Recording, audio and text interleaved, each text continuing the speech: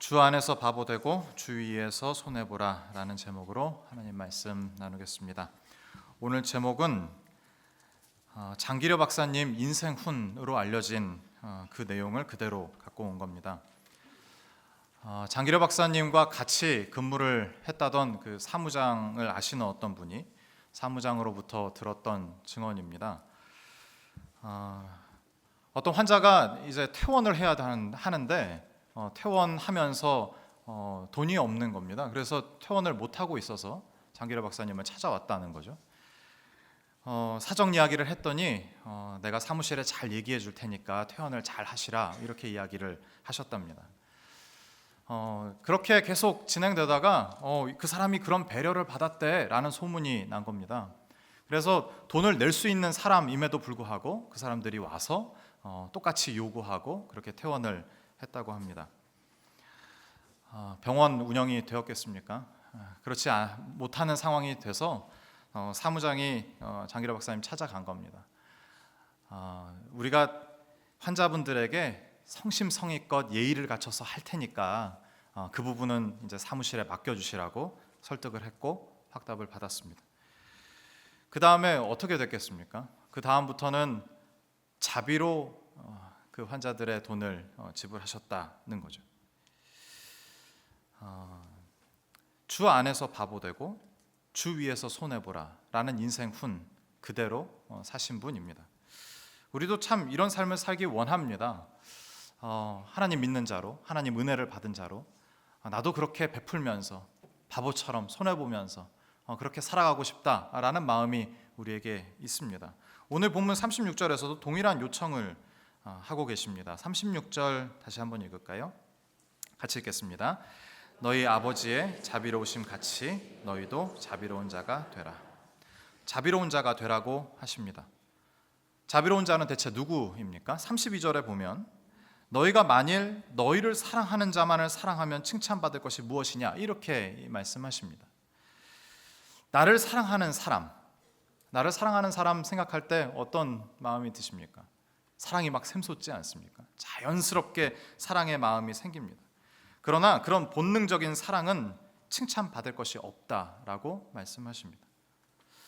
35절은 더 부담스러운데요. 그 시작이 이렇습니다. 35절 시작이 이래요. 오직 너희는 누구를 사랑해요? 원수를 사랑하고 선대하며 아무것도 바라지 말고 꾸어주라고 이야기하십니다. 장기려 박사의 인생운을 생각해보면 그냥 바보 되라 하지 않았습니다. 무턱대고 손해보라 하지 않았습니다. 그 앞에 무엇이 있어요? 주 안에서, 주 위에서. 그냥 바보로 사는 것, 손해보고 사는 것, 그 바보입니다. 그렇지만 신앙인의 삶은 주 안에 있기 때문에 주님을 위해서 바보의 삶을 살고 손해를 자처하는 삶인 줄 믿습니다. 주 안에서, 주 위에서라는 표현 안에 얼마나 많은 고뇌와 마음을 다 잡는 참으로 지리한 기도의 시간이 필요한지 해본 사람만 압니다. 얼마 전 일입니다. 저희 생일 즈음해서 저희 어머니 댁에 가서 저녁 식사를 하기로 했습니다. 주일 예배 다 마치고 집에 잠깐 들려서 짐 챙겨가지고 저희 가족들하고 이제 어머니 댁에 갈 생각이었습니다. 제가 조금 늦게 도착해서 집에 들어가 봤는데 집이 난장판인 겁니다. 아이들은 두 명이 골아 떨어져서 옆에 자고 있고 집이 물바다가 된 겁니다. 그래서 아내가 막 수건, 걸레 다 가져가고 막 닦고 있는 거죠. 상황을 보니까 부엌의 그 싱크대 밑에 있는 하수구가 역류해서 그 물이 넘친 겁니다. 그래서 저희 마루바닥인데 그 물이 가득 찼습니다. 싱크대 밑으로 내려오는 물이었으니까 하여튼 음식 찌꺼기도 떠 있고 악취가 엄청났습니다. 그래서 혹시 이제 도와주실 분이 있나 그래서 관리사무소에 전화를 했더니 당직을 하고 계시는 분이 마침 계셔서 그분이 막 불이 나게 오셨습니다. 그래서 정말 성심성의껏 저희를 위로해 주시고 도와주시고 본인이 할 수 있는 하여튼 조처는 다 해주셨습니다. 그래서 또 이렇게 불안하지 않습니까? 다시 역류할까봐. 그래서 다시 역류는 안 하겠죠. 그랬더니 장담하지 못하시겠다는 겁니다. 그래서 냄새는 어떻게 할까요? 그랬더니 창문을 열고 주무시라고 그렇게 얘기해 주셨습니다. 며칠이 지나서 관리사무소의 그 과장분하고 소장분하고 그리고 그 주일에 저희를 도와주셨던 그분하고 세 분이 오셨습니다. 오셔서 이제 얘기를 이제 하는데, 처음에 오셔서는 이렇게 됐으니까 우리가 뭐 청소도 해드리고 뭐 이런 얘기를 하더니 우리가 작년에 우리 아파트 단지 다 그 공동배관 청소를 다 했다라는 겁니다. 그리고 물이 왜 역류했는지 우리는 잘 알지 못한다라는 식으로 이제 얘기가 갔습니다. 그래서 얘기를 듣다 보니까는 제가 좀 의아해서 그 얘기를 지금 저한테 왜 하시는 거냐고 물었습니다. 그랬더니 갑자기 꿀먹은 벙어리가 이렇게 되셔서 이렇게 멀뚱멀뚱 있는 겁니다. 분위기를 보아하니까 이제 본인들이 책임을 져야 되는 어떤 사안에서 책임을 회피하기 위해서 우리는 몰랐다, 우리는 할 바를 다 했다, 뭐 이런 얘기를 저에게 하시는 겁니다. 듣고 있다가 화가 이렇게 불쑥 났습니다. 그래서 제가 화를 확 내고 그 얘기를 지금 왜 하시는 거냐고, 그럼 책임이 없다는 거냐고. 책임이 없는 건 아니지만, 그래서 뻔뻔한 얼굴로 그렇게 제 앞에 서 계셨습니다. 화가 많이 나갔고 막 이제 그 화를 쏟아내고 있는데 갑자기 이게 갑질인가? 내가 지금 갑질을 하고 있는 건가? 여러 가지 생각이 들어서 잠시 멈추고 마음을 진정시키고 이 상황에 대해서 이제 다시 역류할까봐 불안하다. 그리고 지금 냄새가 나는 것, 이것을 좀 어떻게 해줬으면 좋겠다. 이제 두 가지 말씀을 드렸습니다. 그리고 세 분이 이제 돌아가셨어요. 며칠 뒤에 그 동대표 한 분이 저희 집을 방문하셨습니다. 저희 동 대표도 아니고 그 옆동 동대표분이 저희 집을 방문하셔서 아주머니셨는데요. 아이들 어린이집 다 가고 저 이제 사역하고 있고 그 아내 혼자 있었습니다. 오시더니 이제 마루를 이렇게 보시더니 첫 마디가 괜찮네 이러셨어요. 근데 아내가 그 물이 저희가 이제 마루 바닥이기 때문에 물이 그 밑에 다 흥건하게 지금 적셔져 있는 상황입니다. 아무리 말려도 말릴 수 없는 그런 상황 말이죠.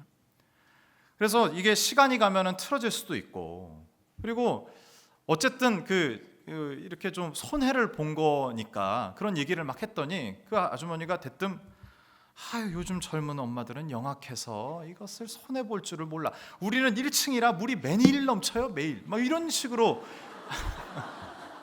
얘기를 하는 겁니다. 저희 아내가 뒷목을 잡았습니다. 그래서 아주머니 가시고 저에게 전화를 해가지고 이 일을 어떻게 해서든지 하여튼 빨리 끝내고 싶다는 겁니다. 우리 집에 누군가 오는 것도 싫고, 그리고 하여튼 다른 사람은 다 모르겠는데 그 아주머니는 좀 오지 않게 해달라고 저에게 이야기를 했습니다. 열심히 이제 사역하고 이제 신방 준비하고 있는데 그 얘기를 듣고 제가 뭐 어떻게 하겠습니까? 그래서 퇴근하고 나서 그 아주머니 찾아뵙고 우리 집에 오셨었냐? 우리 집에 오셔서 그런 얘기를 하셨냐? 이렇게 좀 얘기를 하고, 동대표니까, 그리고 이 동대표 회의 안에서 뭔가 이제 결정이 돼야 된답니다. 잘 부탁드린다. 이제 그러고 나왔습니다.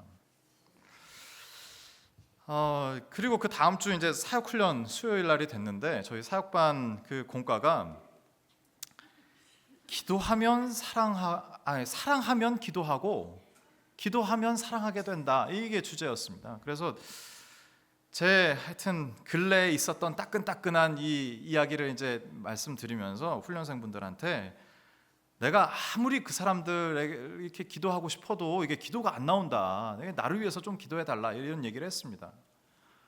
그 뻔뻔한, 이게 기도하려고 그러면 그 뻔뻔한 하여튼 그 소장의 얼굴이 막 떠오르고, 요즘 젊은 엄마들은 영악해서 막 이 아주머니가 막 떠오르고 막 해서 기도가 안 되는 겁니다. 그래서 그 얘기를 하고 이제 훈련을 마치고 식사를 하는데, 저희는 조를 나눠서 이제 식사를 합니다. 그래서 한 조에 제가 들어가서 이제 식사를 하는데 어떤 훈련생 집사님이 저를 이렇게 딱 보시더니 한마디를 딱 하시는 거예요. 뭐라고 하시냐면, 목사님 크리스찬으로 승리하세요.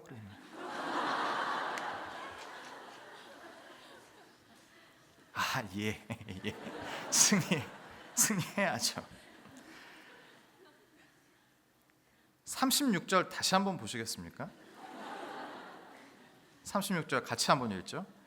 너희 아버지의 자비로우심 같이 자비로운 자가 되랍니다. 설교 준비하면서 오늘 본문 바로 뒷구절을 보게 됐습니다.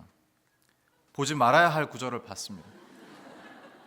제가 읽을 테니 한번 보세요. 우리 같이 한번 읽을까요? 이렇게 좀 복받치는 그 내용에서 좀 큰 소리로 읽어주시겠습니까?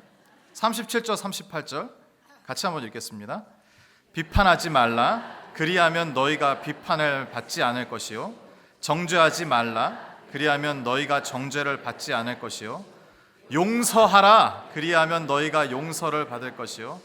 주라. 그리하면 너희에게 줄 것이니 곧 후이되어 누르고 흔들어 넘치도록 하여 너희에게 안겨주리라. 너희가 헤아리는 그 헤아림으로 너희도 헤아림을 도로 받을 것이니라. 미칠 노릇입니다. 압니다. 하나님이 저에게 원하시는 것을 알아요. 바보처럼 손해보며 사는 삶, 그 삶을 원하십니다. 제가 이런 이야기 좀 생각하다가 예전에 제가 어느 교회 그 청소년 집회 가고 했던 이야기가 생각났습니다. 그 세상의 법과 하나님의 법 중에 어느 것이 더 까다롭고 어느 것이 더 고매하냐, 이런 질문을 했습니다. 달리 얘기하면 하나님이 세상의 법이 그 요구하는 시민의 수준이 있지 않습니까? 하나님이 하나님의 자녀에게 원하시는 수준이 있다라는 겁니다. 어느 게 더 높냐, 이 질문입니다. 그래서 제가 그 10년도 더 지난 기억을 소개했습니다. 중등부 사역할 때 교사들과 이런 얘기 했습니다. 우리가 섬기는 중등부 아이들 그 외계인이다. 그들을 섬기는 거 쉽지 않다. 버거운 일이다. 그게 사실이라고요.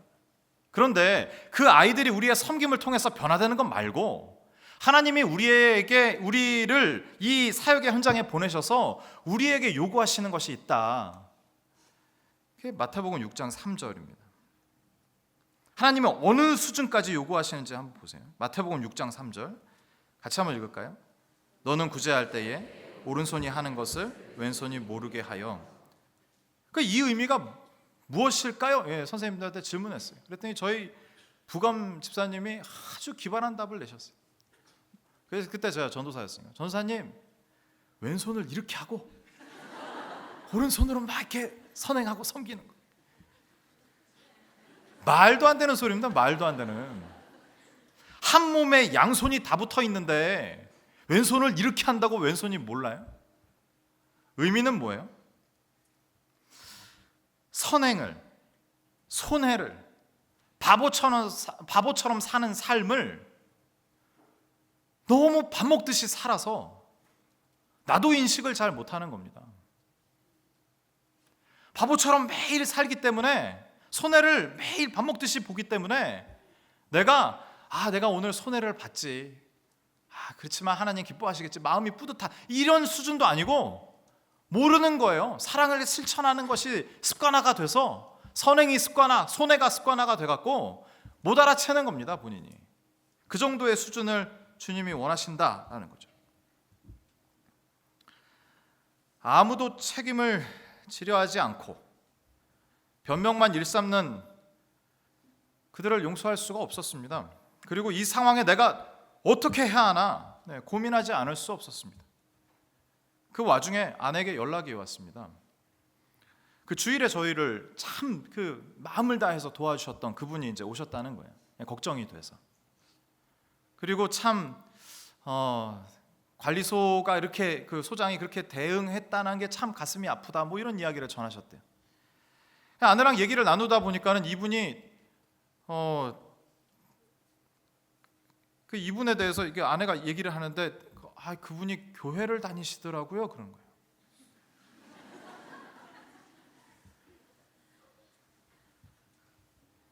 근데 그 다음 얘기가 이제 저를 막 옥죄어 오는 거예요. 퇴직을 하셨는데 직업을 새로 이제 얻으신 거예요.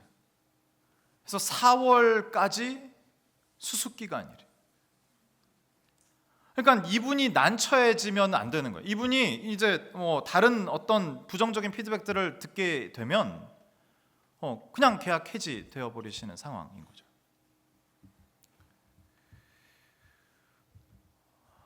용서하라고 아주 구석으로 밀어붙이시는 하나님을 경험했습니다.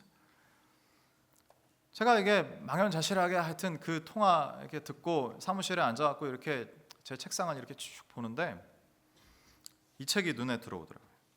제니퍼 로스차일드의 제목이 이렇습니다. 하나님, 너무 불공평해요. 그 안에 하나님의 자비에 대해서 이렇게 소개합니다. 한번 들어보세요. 하나님의 관용은 우리의 이해를 초월한 놀라운 자비를 보여준다. 우리가 고통을 겪을 때 하나님이 아픈 마음을 참으시고 자신을 억제하시는 것은 그분의 잔인한 자비를 드러낸다고. 하나님은 자비로우신 분입니다. 이전에도 그러셨고 지금도 그러시며 앞으로도 그러실 겁니다. 그러나 그 자비가 너무 잔인하게 느껴질 때가 있습니다. 아니요, 많습니다. 하나님의 자비는 무엇입니까? 사랑입니다. 끝까지 사랑하고 말겠다는 강한 의지입니다. 그리고 사랑하는 대상에게 가장 좋은 것 주시겠다는 선언입니다. 달리 얘기하면 사랑하는 대상을 그저 있는 그대로 만족하시지 않는 모습입니다. 너무 사랑하니까. 로스차일드는 말을 이어갑니다. 하나님은 더 큰 목적을 이루기 위해 이것을 참으신다. 하나님은 우리가 그분께 더 가까워지고 아들이신 예수님을 닮아가게 하시려고 자신을 억제하시는 것이다. 하나님은 우리에게 큰 꿈이 있으시다는 거죠. 큰 그림이 있는 거예요. 그게 뭐예요? 우리 모두가 다 자신의 아들 예수 그리스도를 닮는 것이에요. 주님을 위해서는 바보처럼 살고 주님을 위해서는 언제라도 손해볼 수 있는, 용서하지 못할 자들이 없고 품지 못할 자들이 없는 그런 존재를 만들고야 마시겠다는 겁니다. 하나님께서 도우실 능력이 없으신 것이 아닙니다. 우리가 원하고 바라는 것 정도로 만족하지 못하실 뿐입니다. 말 그대로 잔인한 자비입니다. 하나님은 하나님이 원하시고 기뻐하시는 자리까지 우리를 데려가실 겁니다. 그것이 버겁게 느껴질 수 있습니다. 참 잔인할 정도로 몰아세우신다라는 생각이 들 때가 있을지 모르겠습니다. 그러나 기억해야 합니다. 하나님은 우리를 사랑하십니다. 그리고 우리에게 가장 좋은 것 주시기 원하시는 분입니다. 사역훈련 집사님들과 훈련하다 보면 이런 이야기 자주 합니다. 제가 목사지만 신앙의 길이 이런 길인 줄을 정확하게 알았다면 오지 않았을 거예요. 전도 프로그램들이 많고 전도법들이 많은데 그 전도의 대상자들 우리가 어떻게 알고 있습니까? 힘들고 어렵고 도움이 필요하고 무언가를 잡아야 되는 그 사람들 아닙니까? 가난한 마음이 된 그 사람들, 그 사람들에 가서 우리가 뭐라고 얘기하면서 전도합니까? 교회 나오세요, 예배하세요. 하나님과의 관계가 회복이 되면 이 모든 것들이 다 회복이 될 거예요. 이렇게 전도하지 않습니까? 꼭 우리가 원하고 바라는 것들이 다 이루어질 것처럼 이야기하며 전도합니다. 거짓말들이.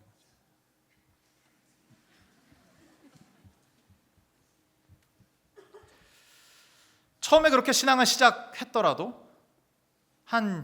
처음에는 뭐 감격으로도 살죠. 하나님 감사합니다. 이 죄인을 눈물 흘리며 매 예배마다 감격하며 그렇게 삽니다. 감격이 얼마나 갑니까? 길게 한 2, 3년 간다 칩시다. 그 이후에는 어떻게 해야 돼요? 아무리 기도해도 아무리 간구해도 들어주시지 않는 하나님을 대면하게 됩니다. 그렇다고 신앙을 놓을 수 있습니까?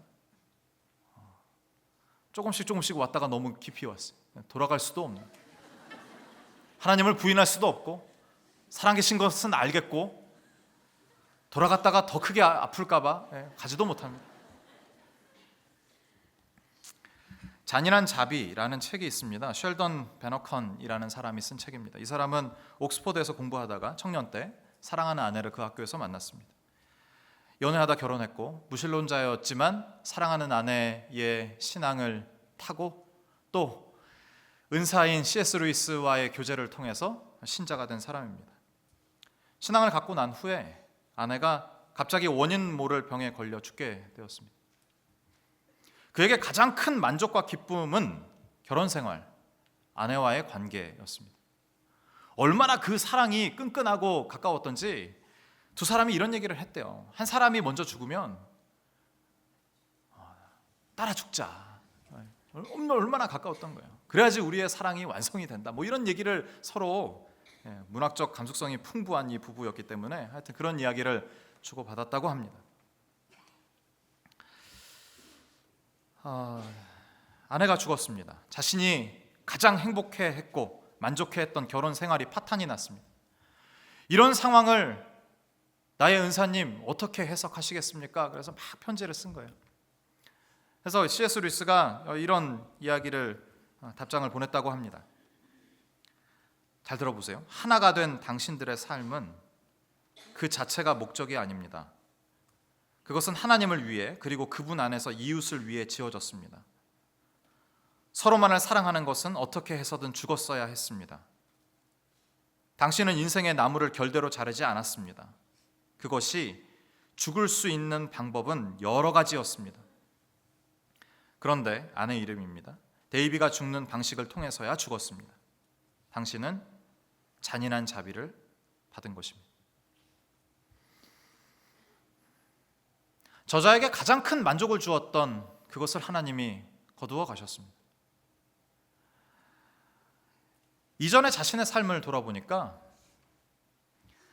하나님께 가까이 가려고 하는 그 아내, 자신과 아내 사이에 끼어든 하나님에 대해서 심각한 질투심을 느끼고 있었다라고 진단하게 됩니다. 하나님 앞에 전적으로 헌신하는 아내를 향해서 이런 이야기를 했답니다. 예전에 우리가 했던 방식으로 여행 가면 좋겠어. 예전 우리처럼 사랑했으면 좋겠다. 뭐 이런 얘기를 자주 했다는 겁니다. 이 남자에게는 참 잔인한 자비이지만 하나님이 그 잔인한 자비를 통해서 이 사람을 하나님 가까이 인도하셨다라는 거죠. C.S. 루이스는 이런 얘기를 덧붙입니다. 그녀는 당신보다 앞서간 존재이며 따라서 그녀는 지상에 있을 때보다 지금의 상태에서 당신을 더 많이 도울 수 있습니다. 당신은 계속 가야 합니다. 이것이 자살해서는 안 되는 여러 이유 중 하나입니다. 자신이 사랑했던 그 사랑이 영원하고 완전해지기 위해서는 이 사람이 하나님께로 갔어야 했습니다. 자신과 아내 사이에 끼어든 하나님께 질투하기보다는 아내가 하나님께 전적으로 사랑을 표현하며 헌신하며 나아갈 때 이 사람도 동일하게 자신에게 맡겨진 그 사명을 가지고 하나님께 나아갔어야 했습니다. 이 두 사람의 사랑은 죽었어야 했습니다. 그런데 그렇지 못하니까 하나님께서 잔인한 자비를 베푸셨다라는 겁니다.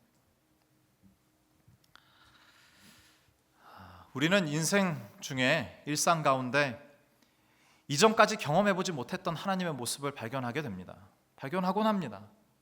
자주 봅니다. 말씀으로는 또 교제하면서 우리 하나님은 우리의 아버지 되십니다. 이런 얘기를 우리가 너무나도 많이 했기 때문에 친근한 아버지인 것 같습니다. 그런데 어느 때 보면 하나님의 모습이 너무나도 낯선 겁니다.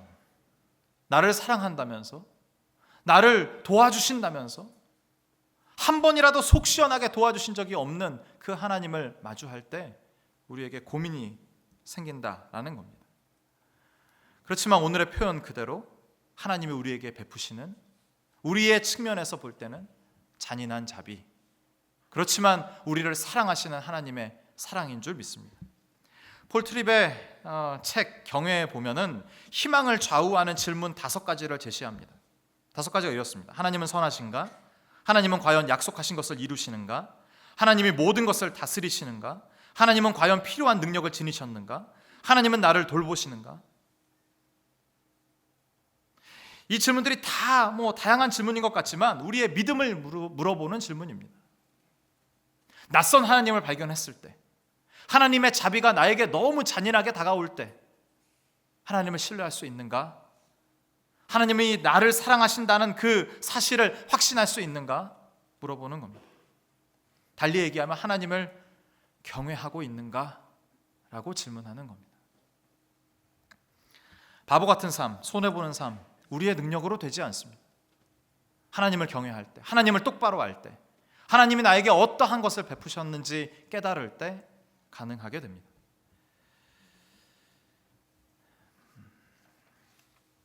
주 안에서 바보 되고 주위에서 손해보라. 바보 하면 생각나는 영화가 있습니다. 바보입니다.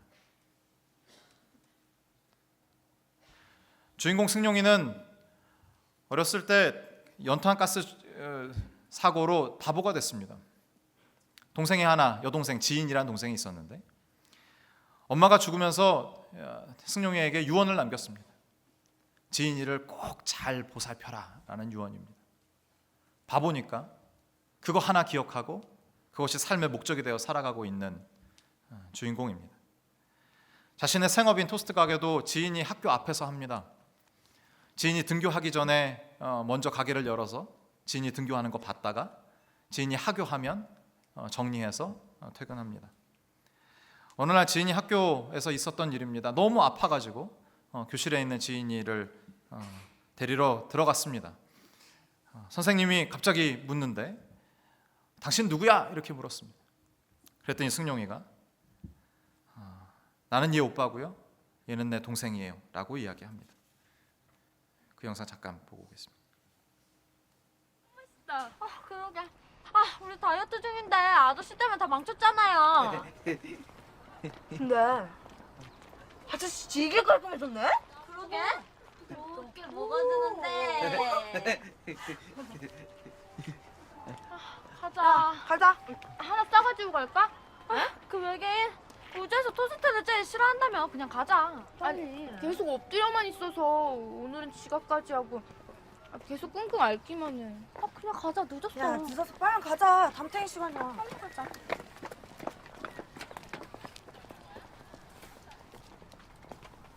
하이.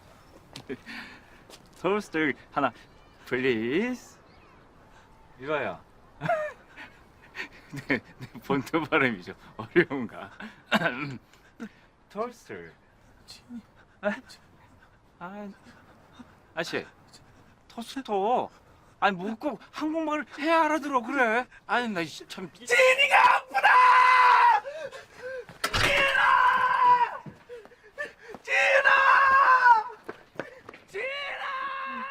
왜 저래? 진아! 진아! 진아!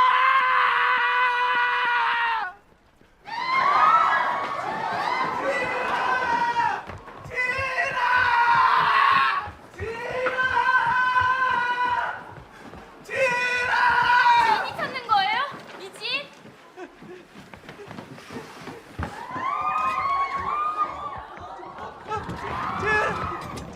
진아! 얼른 병원 가자. 엄마도 이렇게 죽었어. 진이 죽으면 안 돼. 병원 가서 주사 맞으면 돼. 당신 누구야? 누구냐고? 얘는 저는 얘 오빠예요. 저는 지인이 오빠고요. 얘는 제 동생이에요.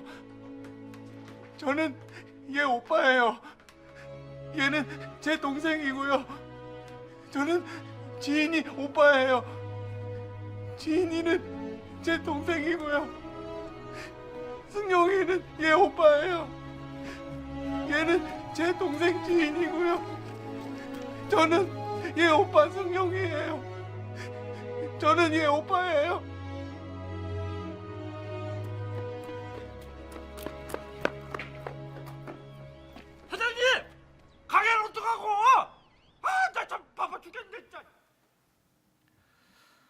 한 번 얘기할 때 좋았습니다. 근데 또 반복하고 또 반복하고 영락없는 바보입니다. 오빠가 이렇게 정성스럽게 동생을 사랑하고 보살피는데도 동생은 오빠가 싫은 거죠. 친구들에게 자랑할 수도 없고 자랑스럽게 이렇게 또 소개할 수도 없는 그런 오빠가 너무나도 싫은 겁니다. 영화 말미에 이 승용이가 자신의 친구 대신에 오해를 사서 죽음을 맞이합니다. 혼자 남겨지게 됐습니다. 지인이가 그제서야 자신을 그렇게 사랑해주는 존재가 오빠밖에 없었구나라는 것을 깨닫습니다. 며칠이 지나서 동사무소에 사망자 신고를 하러 갑니다. 사망자 신고를 하러 가서 지인이가 잘 이렇게 못하고 있자 그 공무원이 이제 도와주시기로 합니다. 도와주는데 지인이가 이상한 행동을 하게 됩니다. 그 영상 잠깐 볼까요?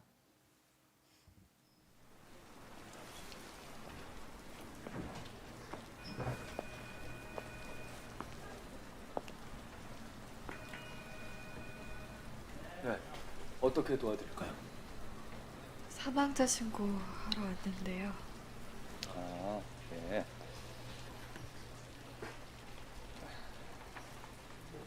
먼저 여기에 작성해 주시고요. 작성한 후에 저한테 주세요.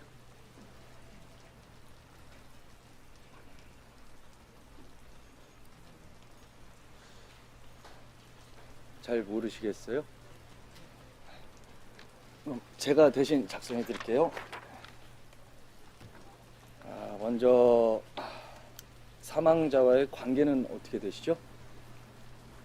그 사람이 제 오빠고요. 제가 그 사람 동생이에요. 네, 알겠습니다.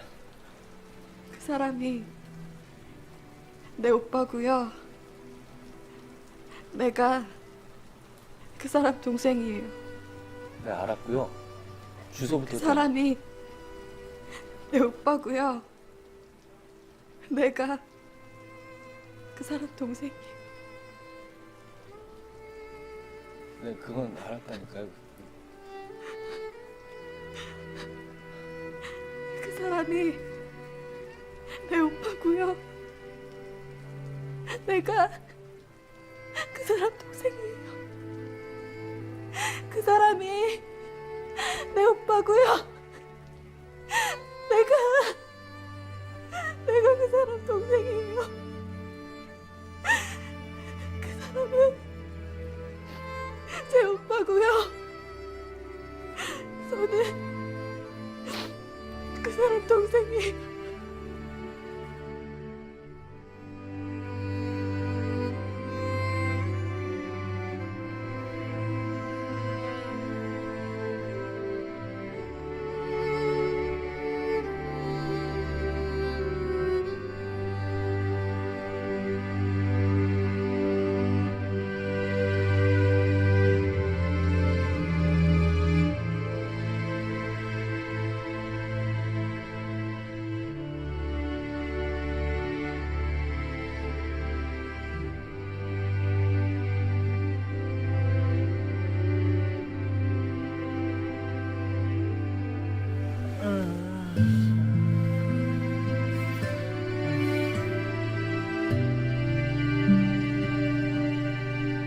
새벽에 깨면 지인이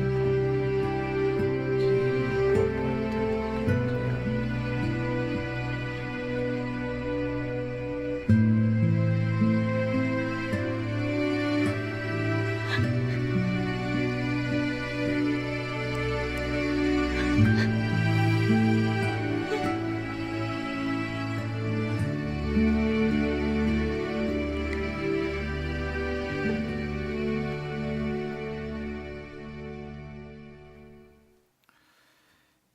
지인이의 고백이 이제 오빠의 사랑을 깨닫고 나도 오빠가 한 그 바보 같은 사랑처럼 그 사랑의 모습을 사랑을 하며 손해 보며 그렇게 살아가겠습니다 라는 외침처럼 들렸습니다. 주 안에서 바보 되고 주 위에서 손해 보라. 그러기 위해서는 하나님의 이 사랑에 대해 깊이 깨달아야 합니다.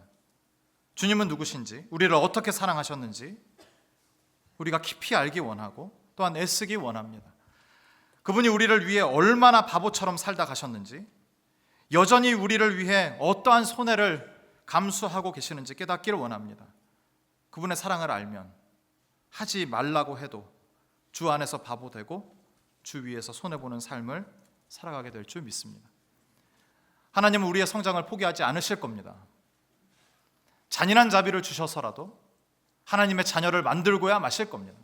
우리의 기준이 아니라 하나님의 기준으로 하나님의 자녀들로 우리를 성장시켜 가실 겁니다. 우리에게 소망이 되었으면 좋겠습니다.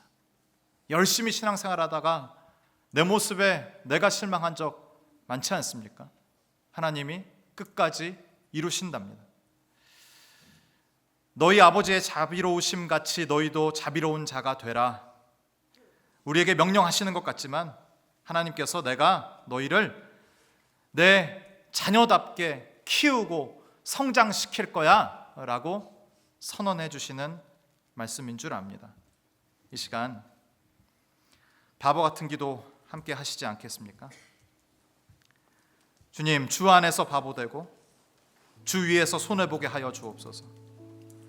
주 안에서 바보 되고 주 위에서 손해보게 하여 주옵소서. 주님, 주 안에서 바보 되고 주 위에서 손해보게 하여 주옵소서. 간절한 마음으로 이 한 가지 기도 제목 가지고 주님께 기도하겠습니다.